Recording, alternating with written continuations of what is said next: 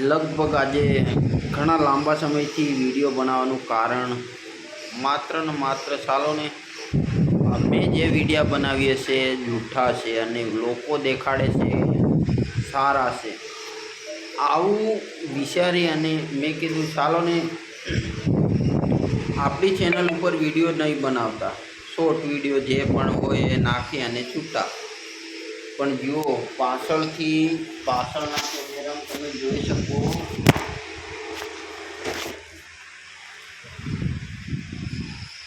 પાછળ લગભગ શર્ટ મારો ફાટી ગયો છે. આ તમે દ્રશ્ય જોઈ શકો છો, એકદમ શર્ટ ફાટેલો છે. મારો હાથ પાછળ નથી જતો એટલે તમને દેખાતું ના હોય, પણ લગભગ તો મારો શર્ટ આખો ફાટી ગયો છે. અને સતત ગુજરાતની અંદર ગુજરાતની મોટી આપણે વાતો કરીએ છીએ. ગુજરાત સુરક્ષિત રાજ્ય છે અને ગુજરાતમાં સતત સારું ચાલી રહ્યું છે. અને આપણા ગુજરાતના પીએમ મોદી સાહેબ પણ ગુજરાતના છે, એટલે લોકોને એમ થાય કે ગુજરાતની અંદર તો બહુ સારું અને સરળ ચાલી રહ્યું છે. કોઈને કોઈ નુકસાન નહીં અને કોઈને કંઈ તકલીફ નથી. મિત્રો, આજે ઘણા લાંબા સમયથી આજે એક વિડીયો નાનો એવો બનાવી રહ્યો છું, 5 મિનિટનો. સાંભળજો અને વિચારજો અને સોચજો. જે તમને યોગ્ય લાગે એ વિશે કમેન્ટ પણ કરજો. તમે વારે ઘડીએ હું કહેવાનું યાર કે ચેનલને સબસ્ક્રાઈબ કરો, ફલાણું ઢેકણું પોચડું, એ તમારો વિષય છે, કરો ના કરો. અને ચેનલને સબસ્ક્રાઈબ કરી હોય તો અનલિસ્ટ કરી દેજો, એટલે કોઈ દિવસ તમારા પાસે વિડીયો ના આવે. પણ જરૂરથી હું કહીશ, વારે ઘડીએ આવા બનાવો બને છે. સરકાર ચાલી રહી છે, સતત ભાજપની સરકાર છે, આપણે જાણીએ છીએ. હું જ્યારથી મારો જન્મ જ ભાજપ સરકારની અંદર થયો છે, મને ખબર છે ત્યાં સુધી ભાજપની અંદર થયો છે. અને આપણે સતત ભાજપને વોટિંગ કરતા આવ્યા છે. કદાચ 1-2 વાર ના આપ્યો હોય, પણ બાકી સતત ભાજપને વોટિંગ કરીએ છીએ. અને ભાજપ આ દિલ્હીમાં 15 વર્ષ થવા જઈ રહ્યા છે. દિલ્હીની અંદર મોદી સાહેબને 15 વર્ષ થવા જઈ રહ્યા છે. અને આપણે મોદી સાહેબને 15 વર્ષથી મુખ્યમંત્રી તરીકે બી જાણી ચૂકેલા છે. અને આવી સરકારો ચાલતી હોય અને સતત આપણે બેફામ લૂંટારાઓ કે તો ખરા, બળાત્કારીઓ કે તો ખરા, અને હત્યારાઓ કે તો ખરા, આવી સતત ચર્ચા આપણે શા માટે કરવી જોઈએ? લોકો, હું એક સામાન્ય પરિસ્થિતિમાંથી આવું છું. મારું ઘર સારી રીતે ચાલે કે ના ચાલે, પણ હું એક સામાન્ય વિચારધારા ધરાવતો વ્યક્તિ છું, એટલે હું ન્યૂઝ ટાઈપ વિડીયો બનાવું છું. મારે કોઈ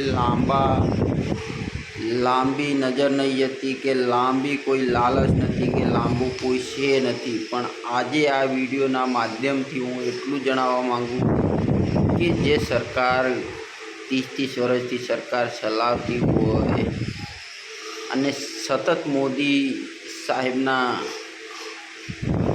આગમનથી જો સરકાર ચાલતી હોય ને મોદી સરકાર यहाँ જે સ્થાપિત રાજ્ય કરી ગયા છે, સ્થાપિત મતલબમાં કમલમ, જે આપણે તમે કહો એ કમલમ અહીંયા સ્થાપી ગયા છે. અને મોદી સબકા સાથ સબકા વિકાસ આવો નારા પણ લગાવ્યા. તો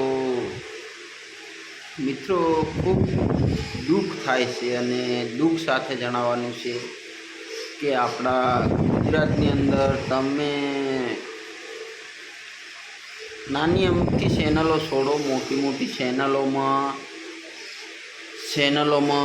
જોવા મળતું હશે ફલાણો ઢેકણો પોસડું, આ તે ફલાણું આ કરી નાખ્યું, ફલાણે ભ્રષ્ટાચાર આવું, અરે ડેલમ સેલ આ તેમ કરી નાખ્યું ફલાણું.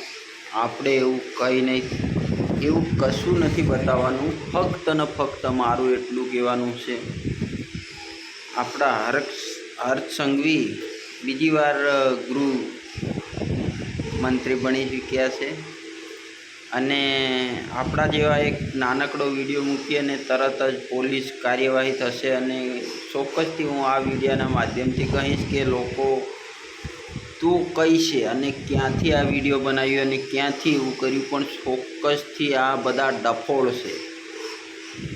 ચોક્કસથી કહી હર્ષ સંઘવી છે ને એ ડફોળ છે. કોઈ કાયદાનું પાલન કરાવતા નથી, લોકોને ઉલ્લુ બનાવવાનું કામ કરે છે. જો સારી રીતે કાયદાના પાઠ ભણાવતા પોલીસો હોય, પોલીસ તંત્ર હોય તો આજે આવી ઘટનાઓ ના બને. રેપની વાત કરીએ, મર્ડરની વાત કરીએ, આ સુરતની અંદર હાલની પરિસ્થિતિમાં આજની તારીખની વાત કરીએ, આપણે આ ત્રીજા મહિનાની વાત કરીએ તો આજે રેપ મર્ડર થઈ ગયું છે. નશેડી એક મર્ડર કરી નાખે છે. તો આવી ઘટનાઓ છે. ખુલ્લેઆમ રેપો થાય છે, નાની નાની બાળકીઓ સાથે રેપ થાય છે. અને શિક્ષકો તો તમે હદ વગરના કેટલા વિડીયા બનાવવા, કોના તરફથી વિડીયા બનાવવા, કોઈ નક્કી વગરનું કામ છે. એટલે આવી બધી પરિસ્થિતિઓ છે ગુજરાતની અંદર. અને તમને એમ થતું હશે કે હા ભાઈ, હું એક સામાન્ય વ્યક્તિ છું, ફરી કહું છું સામાન્ય વ્યક્તિ છું, મારે કોઈ લોભ લાલચ કે કશું નથી. હું એક સામાન્ય મજૂરી કરતો માણસ છું. એટલે મને અને સરકારને ફરી કહું છું, સરકારશ્રી એટલે કે આપણા રાજ્યને ચલાવતા એક શાસક ભાજપના કેટલાક લોકો ખુદ એવા બાપ બનેલા છે. તમે એમ પહેલાં મેં બચપનમાં એવું સાંભળતા કે કોંગ્રેસના લોકો છે ને હવે ગુંડા બની ગયા છે. એવી રીતે તમે પણ હાલ ગુંડા જ બની ગયા છે. વિડીયો પહેલાં પૂરો જોજો, પછી તમે કમેન્ટ કરજો. અને કમેન્ટમાં જરૂરથી હાચું લાગે તો હાચું કહેજો, જૂઠું લાગે તો જૂઠું કહેજો. પણ મેં સાંભળ્યું છે ત્યાં સુધી અમારા ગામડાના વિસ્તારમાં દાહોદની અંદર વાત કરીએ તો દાહોદમાં એવું અમે બચપનમાં સાંભળ્યું હતું. આજે